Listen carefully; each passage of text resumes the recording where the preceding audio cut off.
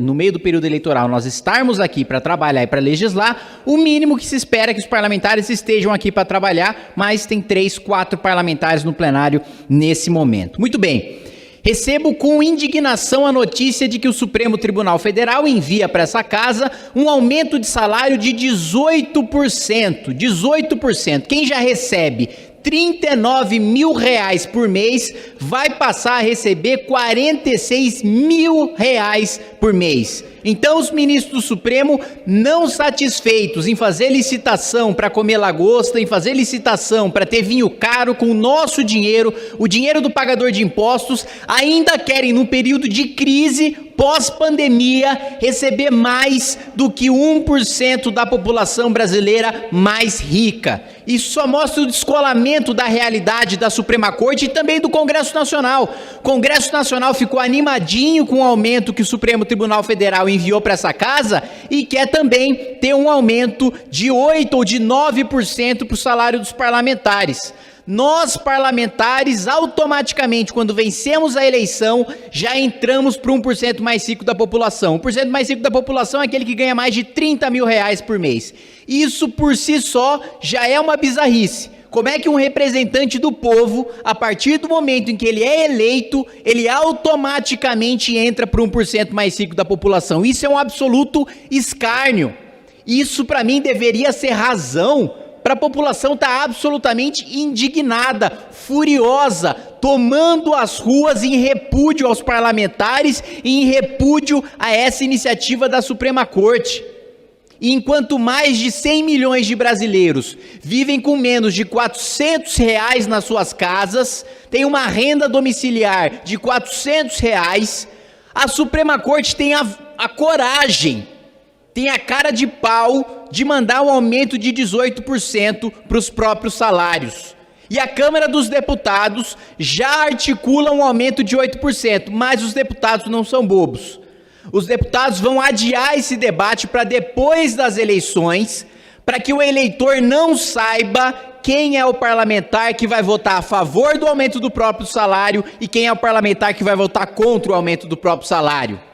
Estejam espertos, eleitores brasileiros. Eu já me posiciono de maneira antecipada. Vou votar contra o aumento de salário dos ministros do Supremo Tribunal Federal. Vou votar contra o aumento de salário dos deputados desta casa, sabendo que vou desagradar a maioria, sabendo que isso vai dificultar a aprovação de projetos meus, relatórios de minha autoria, mas ainda assim eu não me vendi por emenda, não me vendi por orçamento secreto, não vou me vender por projeto ou por relatoria ou por voto de qualquer parlamentar que seja para defender os meus princípios e os meus valores. O impacto desse aumento no STF é de R$240 milhões, porque o aumento no Supremo aumenta o salário de todos os juízes, aumenta o salário de todos os promotores, de todos que já estão no 1% mais rico da população. O Estado brasileiro, o governo, o judiciário, o Congresso Nacional são máquinas de assaltar o pobre para mandar o dinheiro para o mais rico. E quando eu falo isso no plenário da Câmara dos Deputados, eu sou chamado de demagogo, de populista. Dizem os meus colegas que não, que eu estou jogando para a torcida, que o impacto não é tão grande assim, que a gente precisa de reajuste, porque coitados de nós, né, parlamentares, que estamos há tanto tempo sem reajuste da inflação. Pergunte a alguém na rua se alguém teve reajuste da inflação. Pergunte a alguém na rua se alguém teve aumento de 20%, de 18% do salário no último ano. Ninguém teve. E os representantes da população não deveriam ter também. Digo mais, nós deveríamos cortar do nosso próprio salário.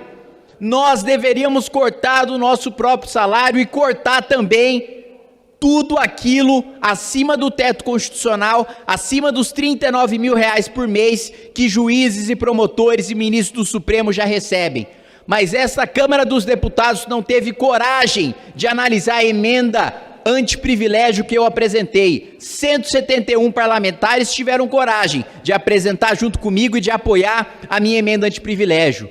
Todos os outros se acovardaram, todos os outros ficaram com medo do Ministério Público, do Judiciário, seja porque tem rabo preso, seja por falta de brio, de coragem. Isso é absolutamente inaceitável. Aqui em Brasília nós vivemos numa ilha de fantasia, o plano piloto de Brasília, onde moramos nós, os deputados, os senadores, os ministros do Supremo. O ministro do Supremo não mora nem no plano piloto, que já mora no lago, já é um outro patamar. Nós vivemos num lugar que tem um IDH superior ao da Noruega. Nós não vivemos no Brasil, nós vivemos em outro país. Nós vivemos em outra realidade, financiado com dinheiro do pagador de impostos, do mais pobre, que trabalha o dia inteiro. Pega uma linha vermelha do metrô de São Paulo, abarrotada, sem o mínimo de dignidade, para acordar, trabalhar, dormir tarde, perder um tempo familiar que teria, para pagar fundo eleitoral de 5 bilhões de reais, e no fundo eleitoral, que os bolsonaristas disseram ser contra, tá todo mundo mamando, tá todo mundo pegando. Na hora de vir aqui no plenário fazer discurso bonitinho, é todo mundo contra o fundo eleitoral. Na hora de pegar o fundo, é bolsonarista, é petista, não interessa qual foi o discurso do cara aqui em plenário. Não dá o exemplo. Brasília, para os senhores terem noção, é o quarto maior lugar no país, quarto maior ente da federação, com o maior número de embarcações. E aqui nem acesso ao mar a gente tem um lago que é falso.